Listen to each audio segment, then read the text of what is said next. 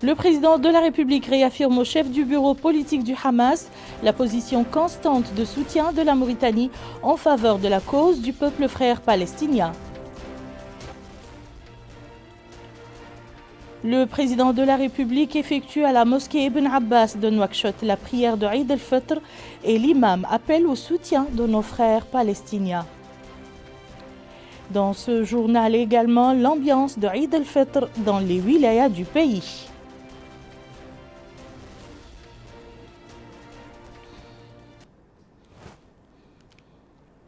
Madame, Monsieur, bonsoir et bonne fête de Eid al-Fitr.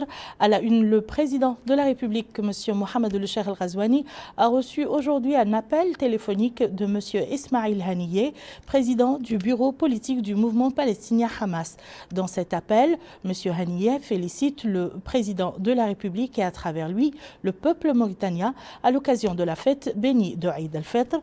Au cours de l'appel, le chef du bureau politique du mouvement Hamas a informé le président de la République des derniers développements de la situation dans les territoires occupés après les attaques israéliennes continues contre Al-Quds Sharif et la bande de Gaza.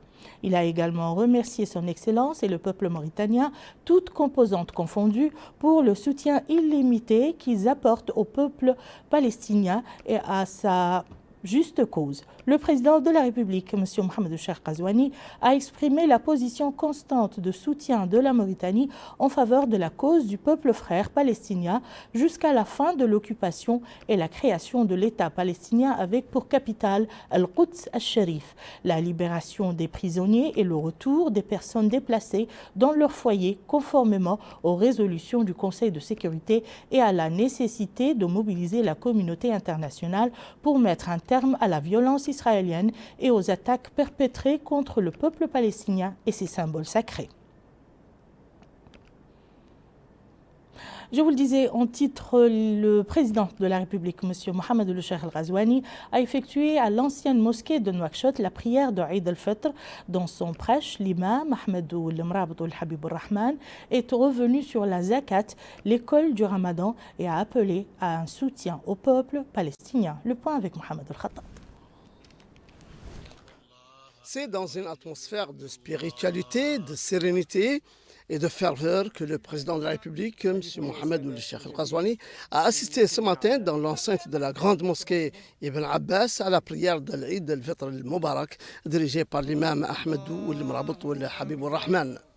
Dans son sermon de l'Eid, prononcé devant un parterre de fidèles venus des quatre coins de la capitale, l'imam Habib Ar-Rahman a souligné la grandeur du jour béni d'Eid al-Fitr qui consacre la fin du mois béni du Ramadan et marque le début du pèlerinage et l'accomplissement de ce cinquième pilier de l'islam. La fête de l'Eid al-Fitr est aussi l'occasion de faire sortir la zakat, le monde légal a dit l'imam. C'est le jour de la zakat al-Fitr au cours duquel les musulmans terminent de jeûner le mois béni du Ramadan, le mois de la repentance et du pardon, implorant Allah le Tout-Puissant d'agréer nos vœux et tous nos actes de dévotion. L'imam Habib Ar-Rahman a ensuite passé en revue, en s'appuyant sur les versets coraniques et les hadiths du prophète Mohammed sallallahu alayhi wa sallam, les règles de la zakat, les personnes qui en bénéficient, le montant de celle-ci, le moment où elle est payée. L'imam a expliqué que le jeûne du Ramadan représente une école qui éduque l'individu et l'exhorte au bien et à la piété. Avant de terminer sa khutbah, l'imam Ahmedou El-Mrabtou El-Habib Ar-Rahman a appelé au soutien de nos frères palestiniens contre les attaques des ennemis sionistes qui ont foulé aux pieds leurs droits, y compris celui du culte. Il a demandé le soutien de la cause palestinienne par tous les moyens et sur tous les plans, matériels et moraux. Il a appelé au soutien de la cause palestinienne par tous les moyens et sur tous les plans, autant matériels que moraux. Ainsi s'achèvera la prière du Eid al-Fitr al-Mubarak, donnant libre cours au départ du président de la République, salué comme à son arrivée par le Premier ministre, M. Mohamed Ould Bilal, le ministre des Affaires islamiques, l'imam de la mosquée, Ould Habibour Rahman, les autorités administratives et sécuritaires de la wilaya de Nouakchott-Ouest. Hier, le ministre de l'Enseignement supérieur, de la Recherche scientifique et des technologies de l'information et de la communication, porte-parole du gouvernement, M. Sidi Ould Salem, et ses homologues de la justice, M. Mohamed Mahmoud Ould Cheikh Abdallah Ould Boye, et de la fonction publique et de la modernisation de l'administration, M. Kamara Saloum Mohamed, ont commenté les résultats du Conseil des ministres qui s'était tenu dans la journée. Le point avec Bokar Belaba. Le ministre de l'Enseignement supérieur, de la Recherche scientifique et des technologies de l'information et de la communication, porte-parole du gouvernement, Sidi Ould Salem, a déclaré que le Conseil des ministres a étudié et approuvé plusieurs projets de loi, de décrets et a suivi des communications. De son côté, le ministre de la Justice, Mohamed Mahmoud Ould Cheikh Abdallah Ould Boye, s'est appesanti sur la déclaration sur la protection de la propriété privée et des échanges dans tous les domaines de la vie. Il a précisé que ce sujet constitue une préoccupation majeure aussi bien pour les citoyens que pour le gouvernement en raison de la propagation de certains phénomènes criminels émergents qui se dissimulent sous de prétendues activités commerciales et économiques. Il a indiqué que le gouvernement a pris la mesure de ce phénomène et a pris les dispositions nécessaires pour en identifier les origines et les manifestations. Répondant à la question sur l'affaire Cheikh Rida, le ministre de la Justice a indiqué que le gouvernement, à travers la justice, s'en occupera afin d'identifier les tenants et les aboutissants. Concernant le projet de loi relatif à la ratification de la Charte africaine sur les principes de l'administration, des précisions ont été apportées à cet effet. Cette charte est une directive pour toutes les fonctions africaines désormais de travailler dans la transparence, dans le professionnalisme et surtout dans le cadre de l'accès égal des citoyens à la fonction publique. Dans ce cadre, conformément aux engagements du chef de l'État et de la lettre de mission que le ministère de la fonction publique a eue par rapport à l'amélioration des conditions de travail des fonctionnaires et surtout à l'amélioration des prestations de services des usagers, nous avons des textes légaux à faire. Et comme vous connaissez, les textes nationaux doivent être en général, et d'ailleurs en particulier, en conformité avec les conventions internationales que les pays ont ratifiées. Et la Mauritanie sera désormais, si la loi termine, le 20e État qui va adhérer à cette charte qui nous permettra, nous, de faire désormais des actes réels par rapport à l'amélioration de notre fonction publique qui doit être dynamique, innovante et qui peut prendre désormais des initiatives dans le cadre de son professionnalisme et dans le cadre de son respect de la légalité. À propos de la situation en Palestine, le porte-parole du gouvernement, Sidi Ould Salem, a déclaré que la Mauritanie condamne fermement les attaques contre les frères palestiniens par Israël. La condamnation a été exprimée par le ministère des Affaires étrangères, de la coopération et des Mauritaniens de l'extérieur. Il a rappelé que la question palestinienne est cruciale pour la Mauritanie, dont la position demeure constante.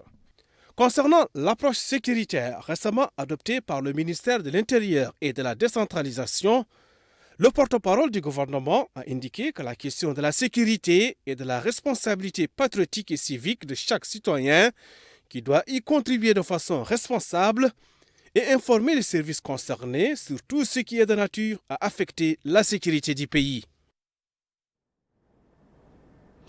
À présent, la situation épidémiologique du pays relative au Covid-19 qui a été caractérisée ces dernières 24 heures par 22 nouveaux cas de contamination, 26 guérisons et 0 décès.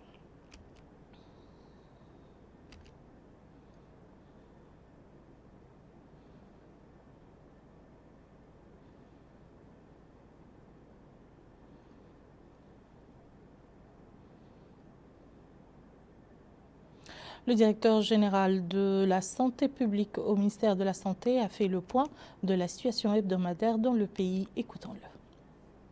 Alors, la semaine dernière a connu la notification de 203 nouveaux cas de Covid, dont un cas contact et le reste, c'est des cas communautaires. On a enregistré également la guérison de 173 malades ou personnes atteintes par le Covid et on a déploré un décès.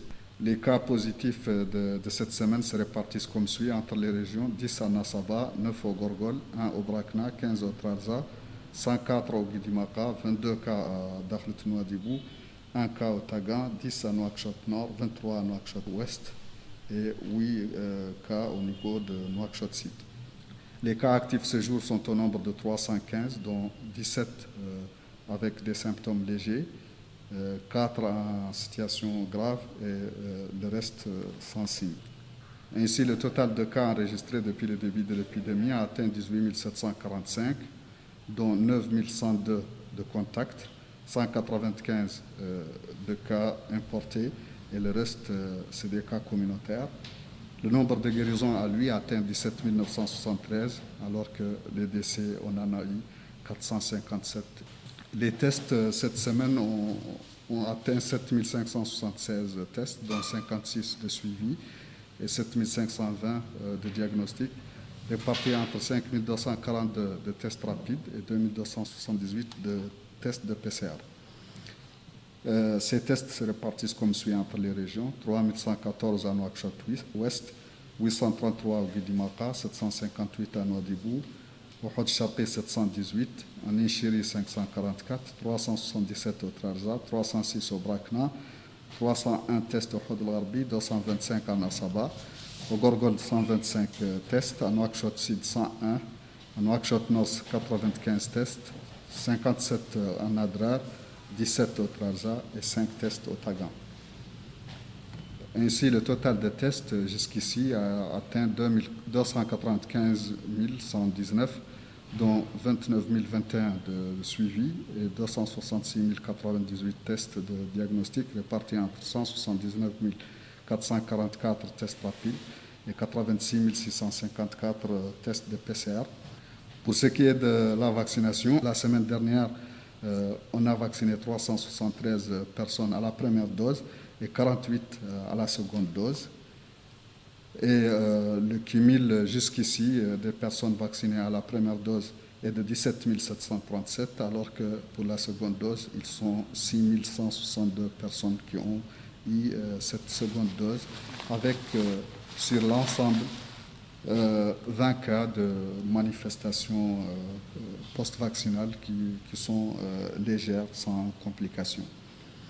La tendance globale de l'épidémie reste stationnaire au niveau national, avec un nombre relativement réduit de cas. Par contre, on a des foyers, dont notamment le foyer du Guidimaka, où le nombre de cas est relativement trop élevé. On a eu sur les 3 dernières semaines une augmentation importante du nombre de cas par semaine au niveau du Guidimaka: 94 à la semaine avant-dernière, 86 la semaine dernière et 85 cette semaine. La fête de Eid el-Fitr couronne un mois de jeûne, de piété et de dévotion. Elle donne lieu aux réjouissances, aux visites entre les familles, mais surtout une occasion pour les parents de satisfaire les caprices de leur progéniture. Un commentaire signé Mohamed El-Khattat. Le marché central de Nouakchott au premier jour de la fête. Ici, c'est un mouvement de va-et-vient et une course contre la montre pour faire ses derniers achats avant de laisser place aux visites des proches pour échanger les congratulations à l'occasion de cette fête annuelle. Les jours de fête sont des jours de joie collective, de liesse, dit ce monsieur, après être sorti d'une atmosphère de spiritualité. Cette fête se doit d'être vécue sans gaspillage et en respectant les enseignements religieux. À Nouakchott, dit cette femme, nous fêtons en allant au marché acheter des habits neufs pour nous et pour nos enfants que nous amenons le soir se promener et effectuer des visites chez nos proches et nos voisins. La fête de Eid el-Fitr, dit ce jeune homme, se déroule toujours dans une joie intérieure parce que nous sortons d'un mois de jeûne. Chacun fait sa fête comme il peut, dans une atmosphère de sérénité. Dans les rues environ du marché, les mouvements de va-et-vient sont interminables, les usagers prenant un temps supplémentaire pour visiter des commerces. L'ambiance de fête règne, dit ce jeune homme. Il n'y a pas de bousculade, même si l'affluence dans les marchés est évidente. Même constat chez cette jeune fille qui déclare que l'atmosphère est bon enfant, chacun faisant ce que bon lui semble pour préparer sa fête. Cette fête, qui est la première dans ce contexte de pandémie, se déroule dans de bonnes conditions, déclare cet autre. Même les stations de taxi connaissent une dynamique des grands jours. Les passagers sont nombreux à aller et venir des quatre coins de la capitale. Les préparatifs de la fête donnant l'occasion d'un mouvement d'ensemble qui signe la fin du jeûne du mois béni du Ramadan. Les habitants des wilayas de l'Est du pays ont entamé aujourd'hui la première journée de Eid al-Fitr. Après un mois de privation, les populations de Nema et Kifa, respectivement capitale du Houd Sharqi et de la Saba, célèbrent à cœur joie cette journée. Bokar Baylaba. À l'instar des autres habitants des villes du pays, les habitants de la ville de Nema se sont acquittés du devoir religieux. Ils ont affilié à la grande place sise au centre-ville du chef-lieu du Houd Sharqi. Et dans son prêche, l'imam s'est étalé sur l'importance de la zakat, aumône. S'appuyant sur des versets coraniques, il a expliqué la valeur et la symbolique de l'aumône. Et au terme de la prière, les citoyens affirment que les autres moments de la journée sont consacrés aux visites aux voisins et aux déshérités. À Kifa, c'est la même ferveur religieuse qui prédomine. Là aussi, la prière a regroupé plusieurs fidèles venus de tous les quartiers de la ville. Ainsi, l'imam s'est apaisanti sur les vertus de la zakat aumône, la valeur, la quantité, la nature et les bénéficiaires. Pour les fidèles, la fête est un moment de communier avec les parents, les voisins, avec une pensée particulière aux démunis. En fait, la fête du Ramadan est un devoir religieux, mais aussi un moment d'expression de solidarité et de fraternité. Autre lieu, mais toujours la même ambiance, une ambiance de fête, le long de la vallée à Kaïdi, Selibabi et Rosso. Les habitants de ces régions du pays célèbrent la fête d'Aïd al-Fitr. À Selibabi, la prière d'Aïd al-Fitr a eu lieu à la grande place de la ville. La fête cette année diffère des précédentes à cause des règles sanitaires suite à la montée des cas des personnes ayant contracté le Covid-19. Dans son sermon, l'imam a appelé les fidèles à respecter les mesures de précaution et de limiter les rassemblements. Eid al-Fitr béni survient cette année dans des circonstances particulières au Guidjimara, où les familles sont obligées de rester à la maison. Elles ont recours au téléphone pour échanger les vœux et les félicitations avec leurs familles et leurs voisins. L'Aïd s'accompagne de joie et de bonheur. C'est une journée pleine de sérénité et de communion, ce qui la distingue des autres jours. On retrouve cette atmosphère pleine de joie et de bonheur à Rosso, la capitale du Trarza, où des dizaines d'habitants se sont rendus ce matin à la mosquée de la ville pour effectuer la prière de l'Aïd marquant cet événement. Une joie retrouvée après 30 jours de jeûne marqués par de nombreuses activités religieuses, culturelles et sociales qui accompagnent habituellement l'Aïd au niveau de la ville. Particulièrement contents, les enfants déambulent dans les rues de la ville, portant des beaux habits et demandant leur déona, qui est un aspect intemporel des célébrations de l'Aïd. L'Aïd dans la ville de Rosso se caractérise par la reconnaissance du patrimoine sociétal et culturel de la population tout au long des jours de l'Aïd à travers la solidarité entre toutes les composantes de la population de la ville. À Kaïdi, dans son sermon, l'imam Youssef Tijani a souligné la grandeur d'Aïd al-Fitr qui marque la fin du mois béni du Ramadan, 5e pilier de l'islam. L'imam a passé en revue les règles de la zakat, les personnes qui en bénéficient, son montant et le moment où elle doit être effectuée.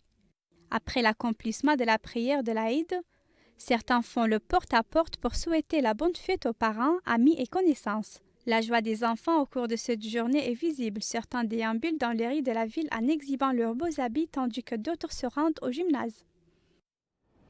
Cap vers le nord du pays, où les habitants d'Atar, capitale de l'Adrar, ont fêté aujourd'hui, à l'instar des autres Mauritaniens, la fête de Eid al-Fitr. Mariam Ahmed Mahjoub nous décrit l'ambiance dans ces villes. De nombreux hommes, femmes et enfants, habillés de leurs vêtements neufs, ont assisté aujourd'hui à la prière d'Aïd al-Fitr dans la mosquée de la ville d'Atar. Zakat el-Fitr. Tel est le thème de la conférence qui a été présentée par l'imam de la mosquée.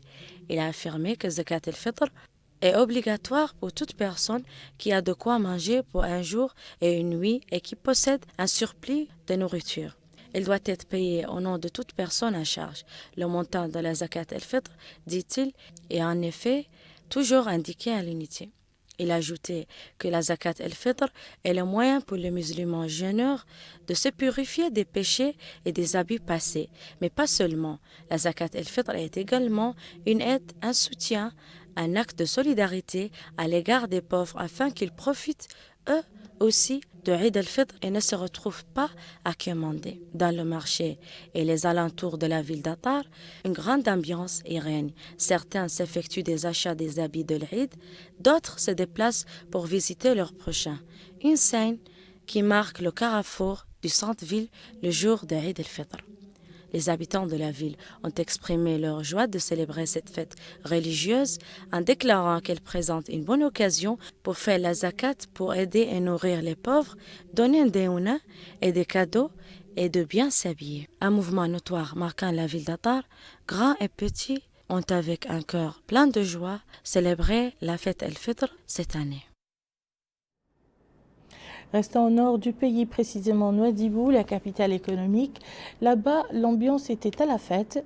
Prières, rencontres familiales et balades ont marqué la journée. Najia Jekania. Les célébrations de la fête de l'Eid el-Fitr ont débuté au sein de la mosquée centrale dans la ville de Nouadhibou.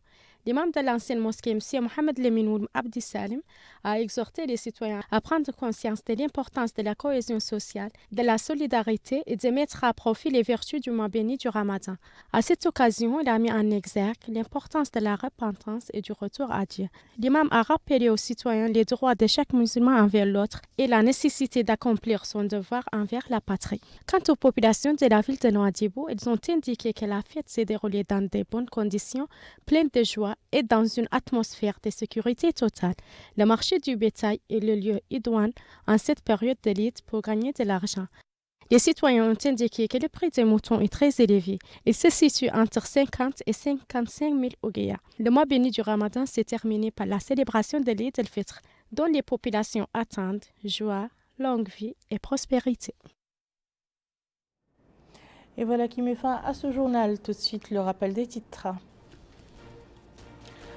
Le président de la République réaffirme au chef du bureau politique du Hamas la position constante de soutien de la Mauritanie en faveur de la cause du peuple frère palestinien. Le président de la République effectue à la mosquée Ibn Abbas de Nouakchott la prière de Eid el-Fitr et l'imam appelle au soutien de nos frères palestiniens. Il y avait dans ce journal aussi l'ambiance de Eid el-Fitr dans les wilayas du pays.